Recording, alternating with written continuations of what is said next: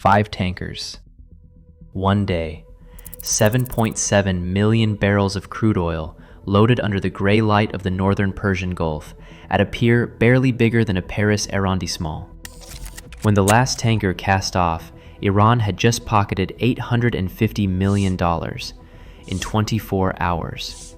That was not a year. That was not a month. That was a Tuesday. To put that number in perspective, it's roughly what the French state takes in income tax from 11 million households in a single day. It's more than the entire annual defense budget of a country like Portugal. And it all came out of one island, at the top of a body of water most people on this planet couldn't find on a map. The island is called Kharg. You've probably never heard of it. You're going to hear about it a lot in the next 10 minutes, because behind that number hides a story nobody on Western television wants to tell you. The story of a war that was meant to break Iran, and instead handed Tehran the richest month in its modern history. The story of a country that was supposed to be suffering under sanctions and is now posting all-time record oil revenues while you fill your tank. The story of a shipping toll paid in cryptocurrency that has turned the Strait of Hormuz into what one former British intelligence officer called a $1 trillion a year money pipe. Stay with me, because if the math you're about to see is correct, then everything you've been told about this war is upside down. I'm going to walk you through the numbers, the mechanism, and the strange Tuesday when Iran made more money from a war against it than it used to make in a month. If you want to understand what's really happening at the edge of the Persian Gulf, and why your heating bill, your petrol price, and your pension fund are all tied to it, you're in the right place. Rewind a month. February 2026. Washington and Tel Aviv launch a joint air campaign against Iran. The stated goal, repeated in every press briefing, is simple: degrade the regime, cripple its nuclear and military capacity, weaken its economy, force it back to the negotiating table on Western terms. On paper, the logic is familiar: sanctions, airstrikes, financial isolation. The recipe used against Iran for 40 years, dialed up to 11. Iranian oil is supposed to disappear from the global market. Iranian banks are supposed to be frozen out. The Iranian rial is supposed to collapse. And eventually, the regime is supposed to break. That's the script. The reality rewrites itself within hours. On the 28th of February, Iran responds with something no one took seriously for 20 years. It closes the Strait of Hormuz.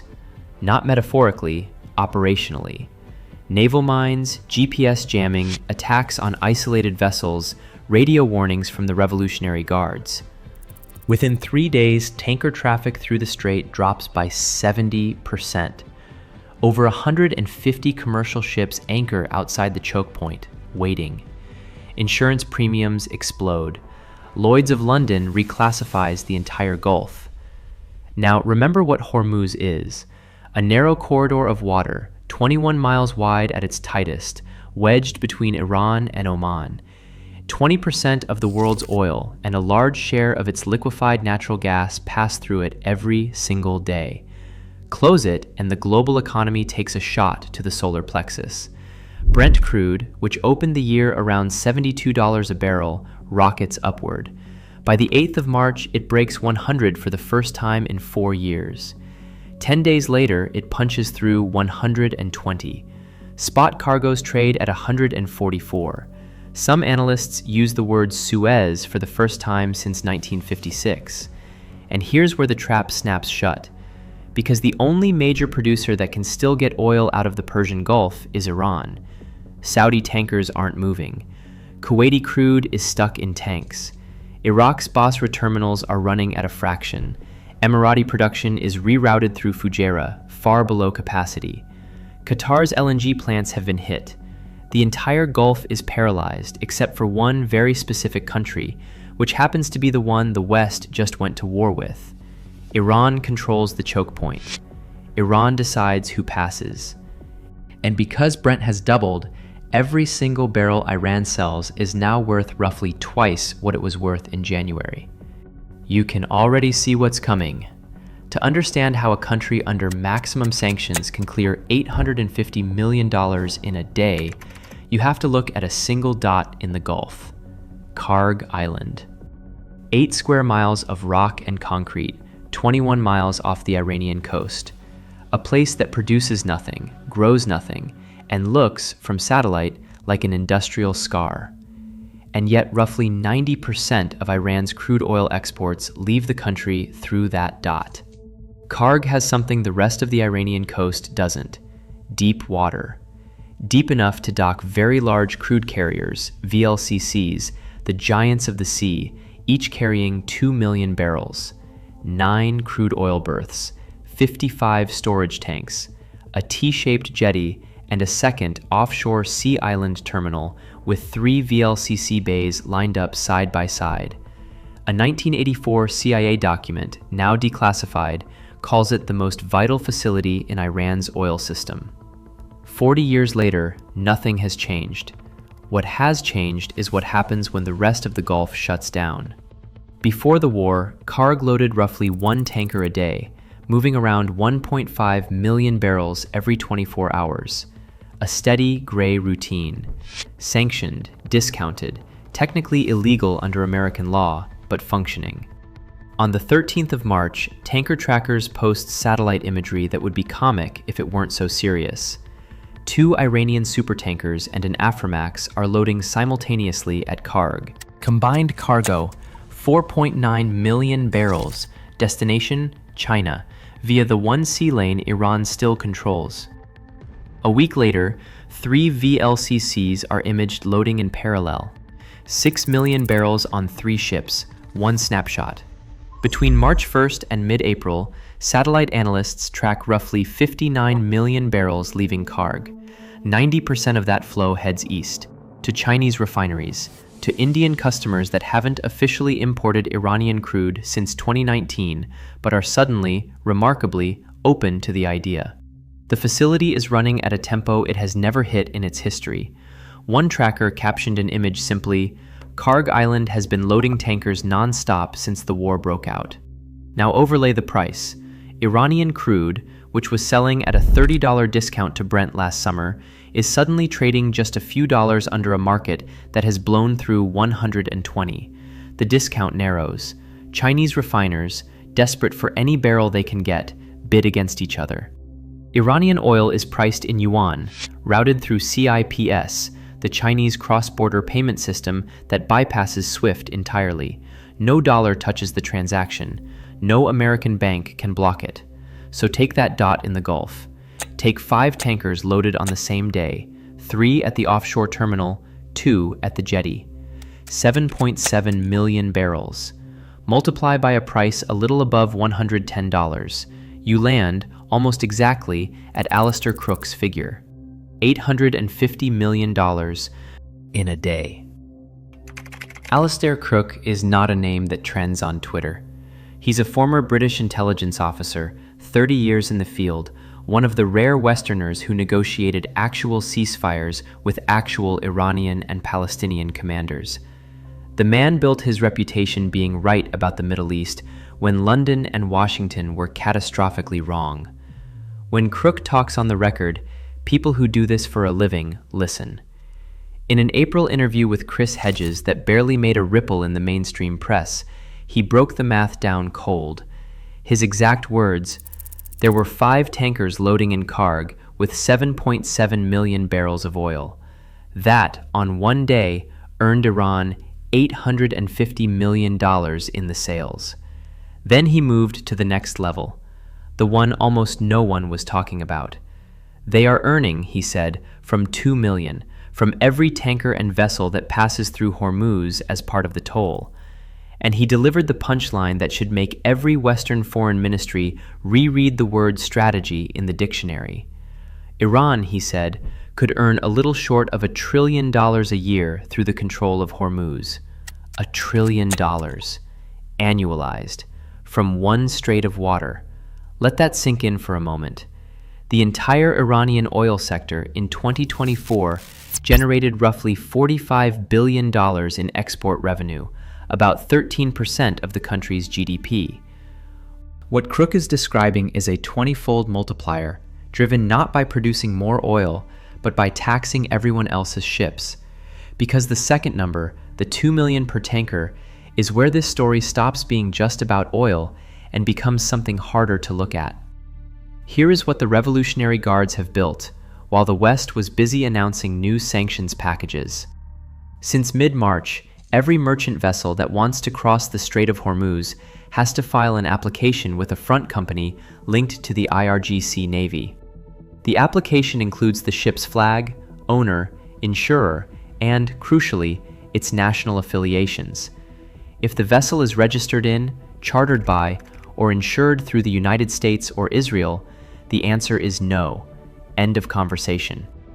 If the boat passes the first screen, a 5-tier nationality ranking kicks in. Chinese ships, near the top. Russian, Indian, Pakistani, favorable. European, case by case, often grudging. American, blacklisted. Once approved, commercial terms are negotiated. For oil tankers, the benchmark is now public, roughly $1 per barrel of cargo. A fully loaded VLCC carrying 2 million barrels pays around $2 million per crossing. For smaller vessels, it scales down. For gas carriers, the tariff is different again. Payment accepted? Chinese yuan, routed through Kunlun Bank on the CIPS rail. Or Bitcoin. Or, according to TRM Labs and Chainalysis, the stablecoin USDT, Tether, on the Tron blockchain. Effectively a digital dollar that the United States government cannot freeze when it's sitting in an unknown wallet controlled by an unknown intermediary. Once the money clears, the ship receives a password.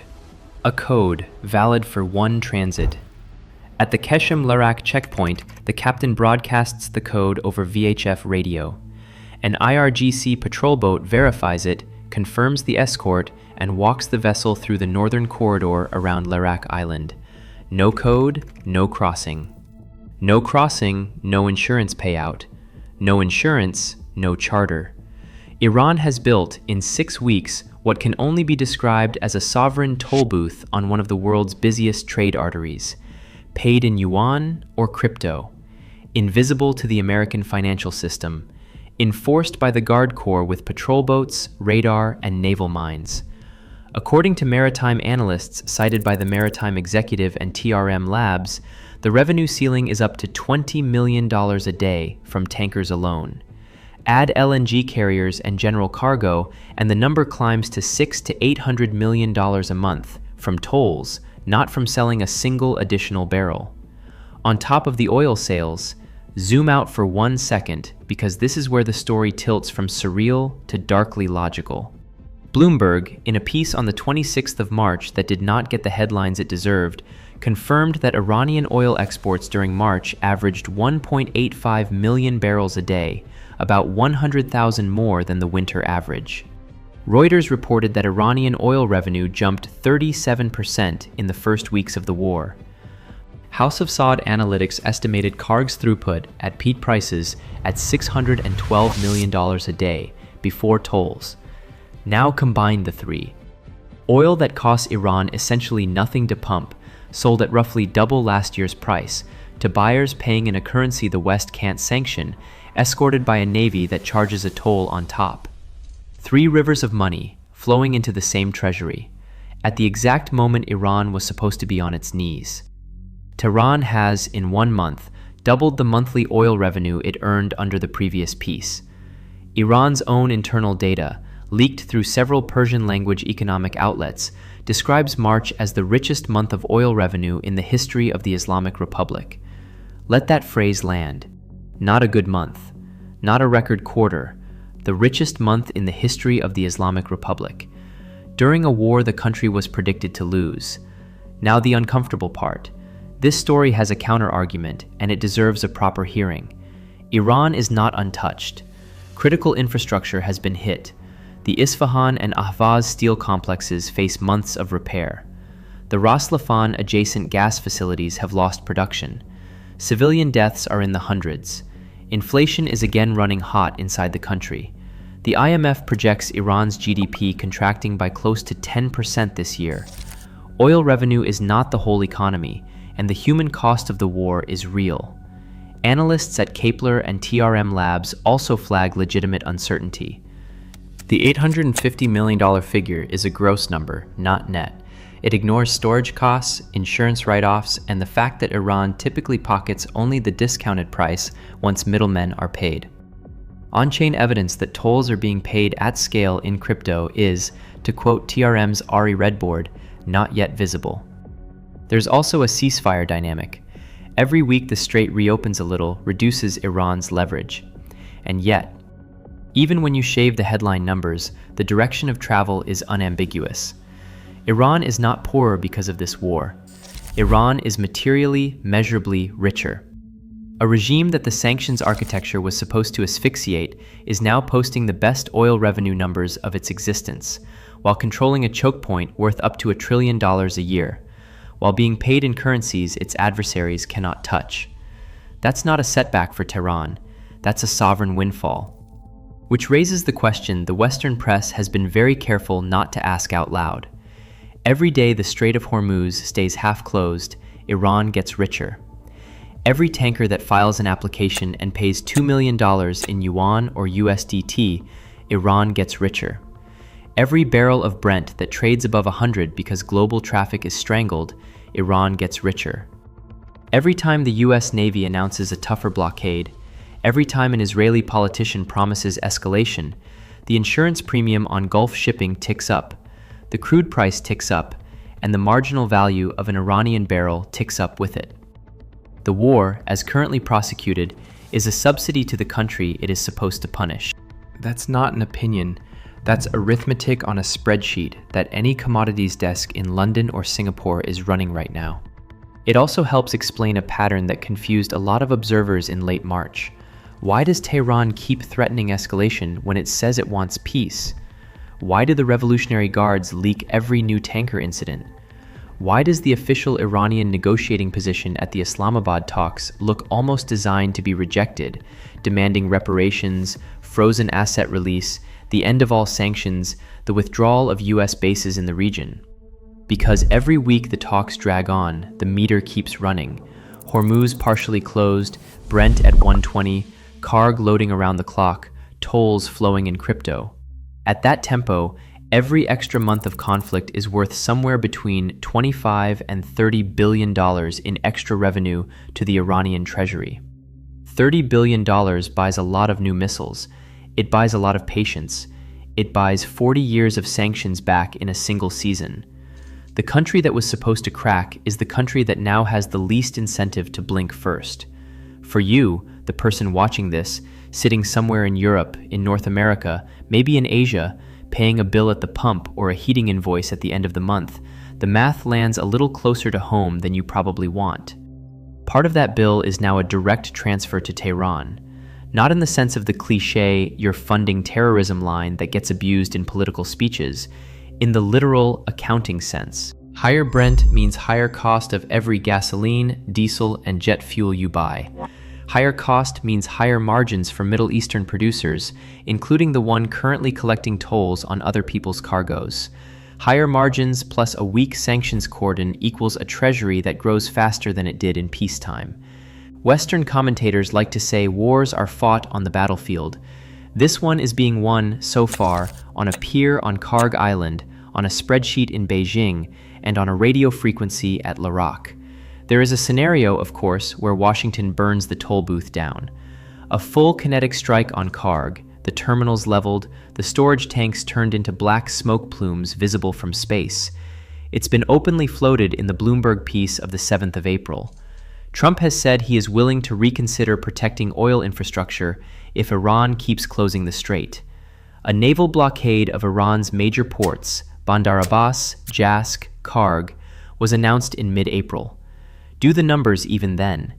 If Kharg actually goes dark, Iran loses roughly 90% of its oil exports overnight. Brent does not fall on that news.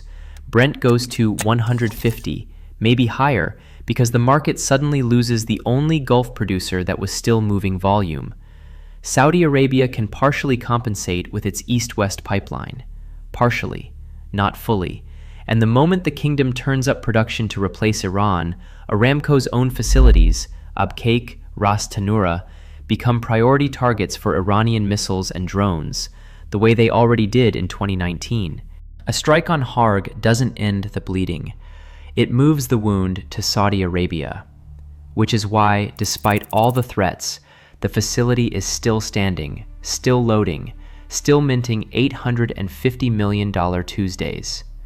Somewhere in Tehran, a currency trader is pricing the rial against a basket that now includes Bitcoin, USDT, and yuan. Somewhere in Beijing, a refinery manager is calculating how much discount he can still squeeze on the next VLCC out of Kharg.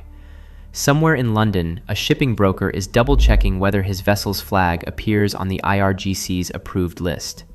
Somewhere in Washington, an analyst is drafting the memo that explains why the sanctions that were strangling Iran are coinciding with the biggest oil windfall in the regime's history. And somewhere off the coast of Bushehr, a supertanker is waiting for its password. The ship that carries the next $100 million is probably already in the queue. You were told this was a war to weaken Iran. Look at the numbers and ask yourself, honestly, whether Tehran looks weakened. Then ask yourself a harder question, the one Alistair Crooke, the former intelligence officer with no reason to flatter the Islamic Republic, put on the record earlier this month. If Iran is on course to earn nearly $1 trillion a year by simply controlling a strait of water it does not even own, whose war is this exactly?